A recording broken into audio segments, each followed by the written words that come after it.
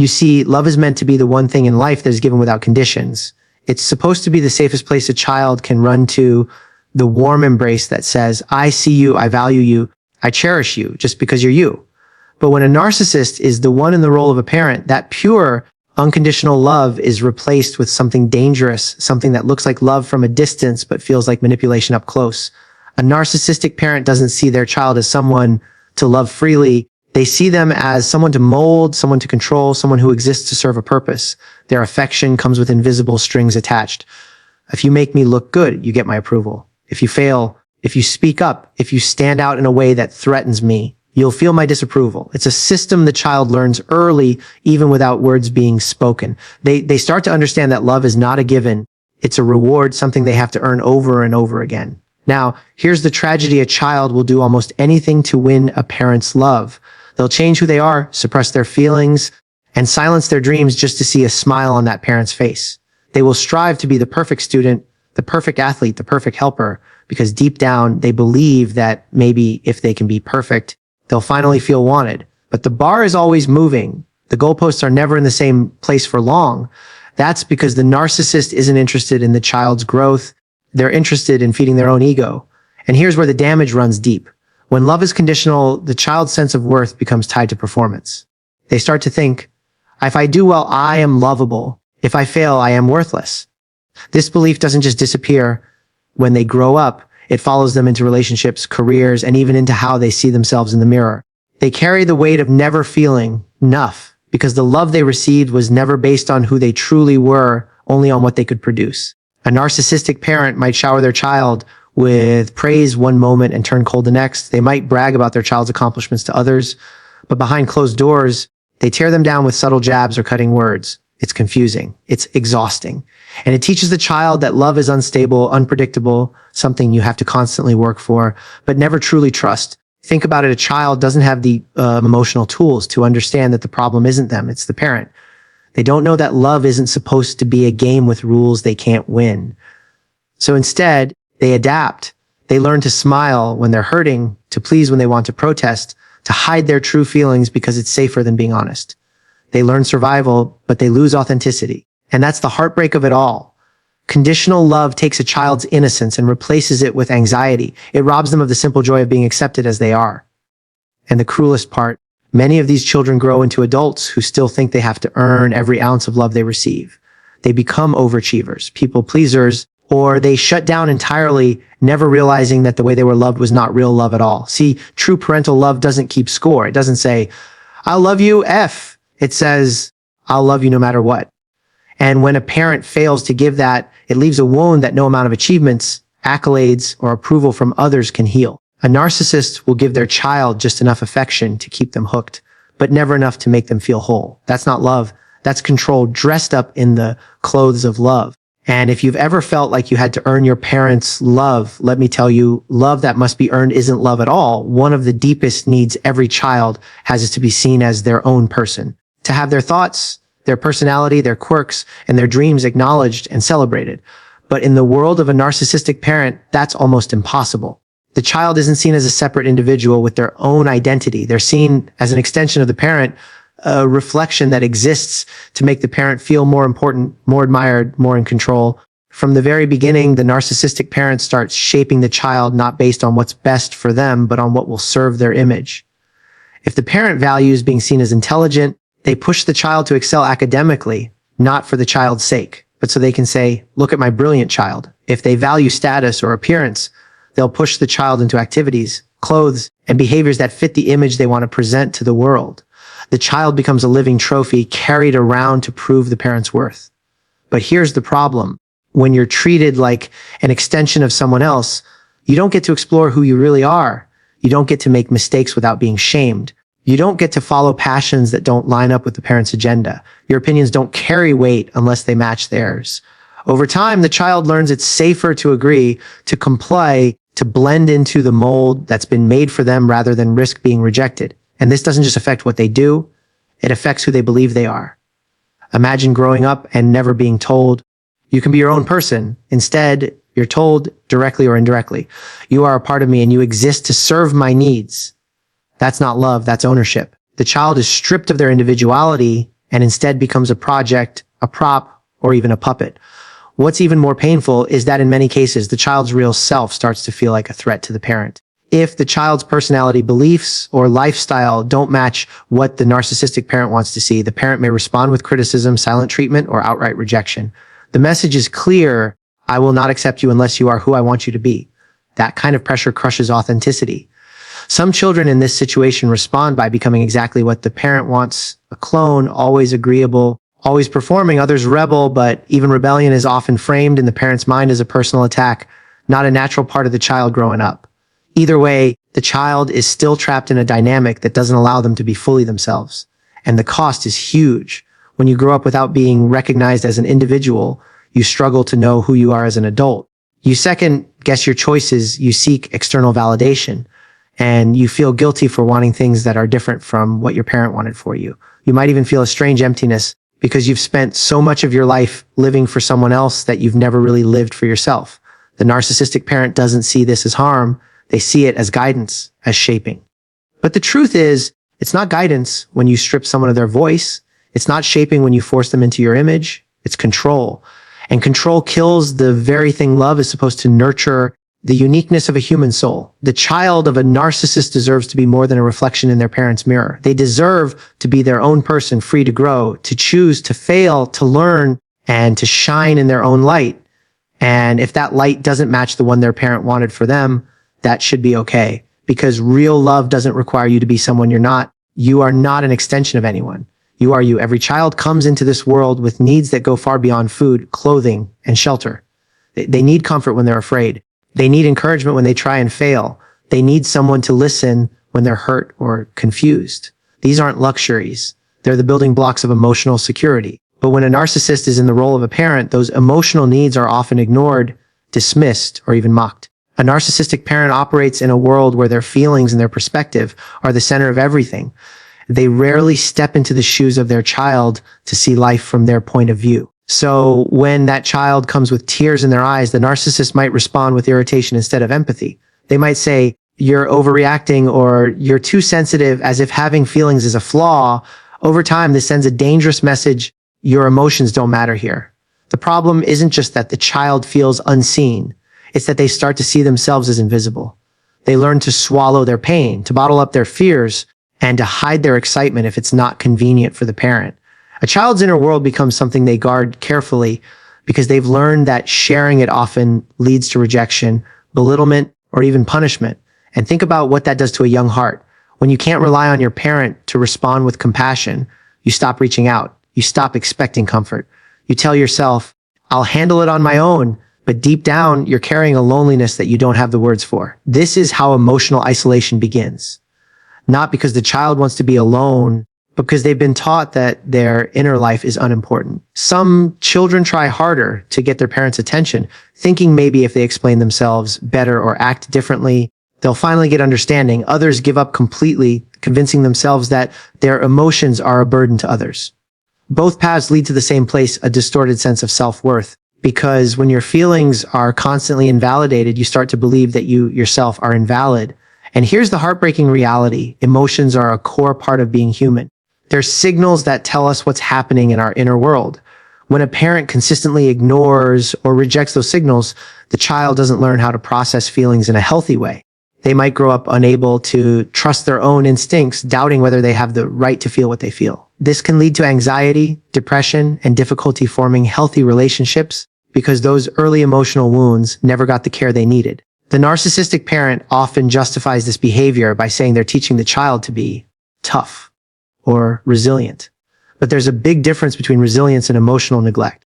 True resilience comes from knowing you're supported, not from being forced to face the world alone. What the narcissist calls toughness is often just emotional suppression, something that may help the child survive the household, but will cost them dearly in adulthood. And let's be clear, invalidating a child's emotions isn't always loud or dramatic.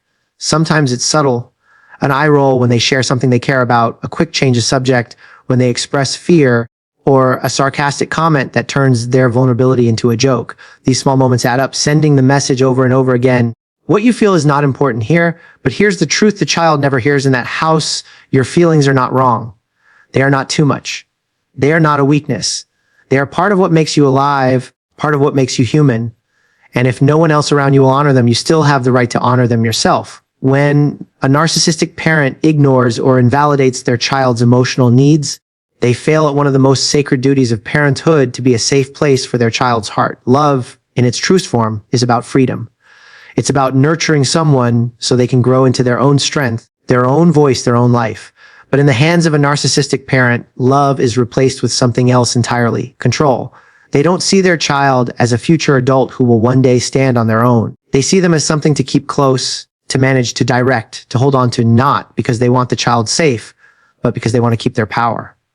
From the earliest years, that control can feel subtle. Maybe it's choosing every outfit, every activity, every friendship, decisions that seem small, but all point toward one thing: the child doesn't get to choose for themselves. And as the child grows, the control doesn't lessen. It shifts. It becomes about what the child believes, how they speak, how they live. Independence is framed as disloyalty. Disagreement is framed as disrespect. The unspoken rule is clear: you are free as long as you do what I want. Control often hides under the disguise of care. The narcissistic parent might say, "I'm only looking out for you," or "I know what's best." But underneath, it's about keeping the child dependent. They will make choices for them well past the age when the child should be making their own. They will criticize any step toward independence, planting seeds of doubt. "You can't handle that. You'll fail without me." And slowly, the child begins to believe it. This creates a strange paradox. On the outside, the child might look like they're being cared for, but on the inside, they're not being prepared for life. They're being prepared to stay small, to always check back in for permission, to never trust their own judgment. And the truth is, this kind of control doesn't come from love. It comes from fear. Fear that if the child grows strong and independent, they won't need the parent anymore.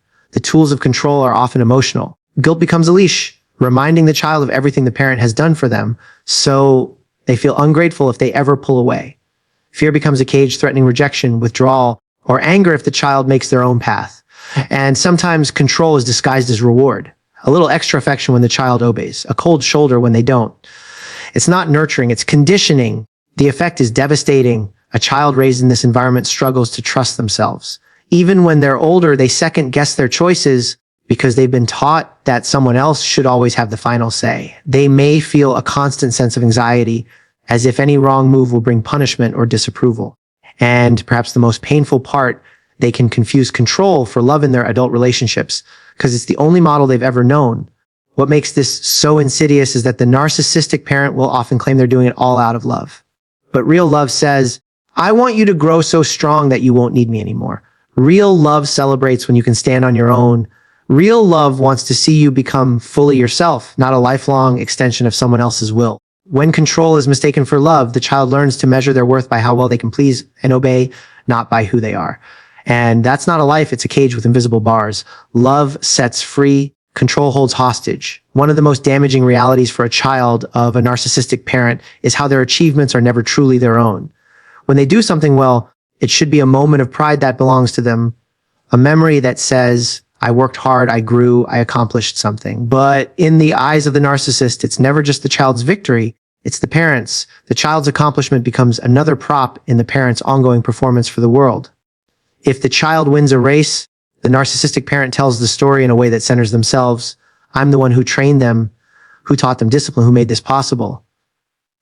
If the child earns top marks in school, it's framed as a reflection of the parent's intelligence or dedication. Even when they celebrate the child, it's never without inserting their own image into the spotlight. The child learns quickly that success isn't celebrated for what it means to them. It's valued for how it benefits the parent's reputation. But when the child fails, that's a different story. Failure isn't treated as a normal part of growth.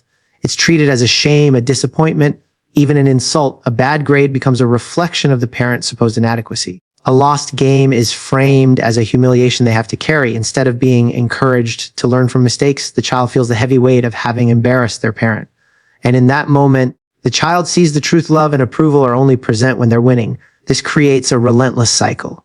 The child feels an enormous pressure to succeed, not for themselves, but to protect the fragile ego of their parent. Every test, every performance, every public moment becomes high stakes, not because the child fears failure itself, but because they fear the emotional punishment that follows. They grow up believing that their worth is conditional on constant achievement and that their identity exists in the shadow of someone else's pride. The tragedy is that this strips away the joy of success. When the parent hijacks every victory, the child doesn't get to fully feel the satisfaction of their own effort. They can't savor the moment because they're too busy watching it be taken from them. Over time, even when they accomplish something great, it feels empty because it never really feels like theirs. It also distorts the way the child views themselves. If every achievement is credited to the parent, the child may start to believe they're incapable of success without them. And if every failure is blamed on the child alone, they internalize shame and self-doubt. This combination creates a deep insecurity, constantly striving yet never feeling good enough. The narcissistic parent thrives in this dynamic because it keeps the child both seeking approval and feeling dependent. When the child does well, the parent basks in the borrowed glory. When the child struggles, the parent reinforces the idea that they can't succeed without their guidance. It's a perfect system for maintaining control, but it's a terrible environment for fostering self-confidence or independence. What's most heartbreaking is that these patterns often follow the child into adulthood. They may continue overworking, overachieving, or overcommitting in an endless quest for validation. They may find it hard to celebrate their own wins without feeling the urge to tie them back to someone else's approval. And they may shy away from risks or new challenges, haunted by the fear of letting someone down. True parental love takes joy in the child's accomplishments simply because the child is happy. It encourages them to own their success, to feel proud of their hard work, and to grow from their failures without fear of losing affection. But in the narcissistic parent's world, those moments are never really about the child. They're about the image the parent wants to project. When a child is only allowed to succeed in ways that make their parent look good, they're robbed of one of the greatest gifts of childhood, the chance to discover who they are, separate from anyone else's shadow. At the heart of real love is empathy, the ability to step into someone else's world, to feel what they feel, to care about their inner experience as much as your own. It's the thing that makes love safe, nurturing, and human. But a narcissistic parent operates without this essential ingredient. They can mimic the gestures of love. They can say the right words when it serves them, but without empathy, those actions lack depth. To them, the child isn't a full, feeling human being. They're more like a supporting character in the parent's story. When you can't truly feel for another person, your love becomes self-serving. That's the core of the problem. A narcissistic parent may give gifts, provide for needs, or show public displays of affection, but those things are not rooted in a desire to connect emotionally. They're rooted in a desire to maintain control, boost their image, or keep the child loyal. It's not about the child's heart. It's about the parent's agenda. Without empathy, they cannot grasp the lasting impact their words and actions have on their child. When they humiliate them in public, they don't think about the shame that lingers long after. When they dismiss their pain, they don't recognize the way it chips away at trust. They may even seem surprised when the child pulls away emotionally because they measure their parenting not by the child's sense of safety, but by how obedient or impressive the child appears on the outside. This lack of empathy often shows up in moments when the child most needs comfort. A scraped knee might be brushed off with, "Stop crying, it's nothing." A broken heart might be met with, "You'll get over it. Don't be so dramatic." In those moments, the child doesn't just feel hurt by the original wound. They feel hurt by the absence of care. They learn that their pain is not something to be met with compassion, but something to be endured alone. And over time, that absence of empathy changes how the child relates to themselves. If no one ever truly listens to your feelings or validates them, you start to believe they're not important. You might even start to shut them down entirely, because what's the point of feeling deeply if no one cares? This is how emotional numbness begins, not because the child was born without feeling, but because they were never given a safe place to express it. The irony is that many narcissistic parents expect empathy from their children. They want the child to understand their moods, anticipate their needs, and comfort them when they're upset. They demand emotional care from the very person they fail to provide it for. And a lot of children in these situations become overly attuned to the parent's emotions, always scanning for signs of irritation, always adjusting themselves to avoid conflict. This creates an unhealthy dynamic where the child becomes the caretaker and the parent remains emotionally unaccountable. That role reversal robs the child of their own emotional development. Instead of learning how to identify and express their own feelings, they learn to suppress them in order to manage the emotional climate of the household. And when they grow up, they may find themselves drawn to relationships where their needs are ignored because it feels familiar. Without realizing it, they repeat the pattern, giving and giving, but never truly receiving. Empathy is what allows a parent to say, "See you. I hear you. I care about what you're feeling." Without it, love becomes hollow. It might look real on the surface, but underneath it's missing the very thing that makes it healing. A narcissistic parent can offer structure, rules, and provision, but without the ability to feel alongside their child, they cannot offer the kind of love that makes a child feel safe, seen, and deeply valued. And love without empathy isn't love at all. When you step back and look at all of this, the picture becomes painfully clear. A narcissistic parent may feed, clothe, and raise a child, but without unconditional love, respect for individuality, emotional presence, freedom without control, celebration of true accomplishments, and the gift of empathy, what they give is not the love a child deserves. They shape a world where affection is conditional, identity is stifled, needs are ignored, independence is feared, successes are hijacked, and emotions are unseen. And the damage doesn't just fade with time. It follows that child into adulthood, shaping how they see themselves and how they relate to the world.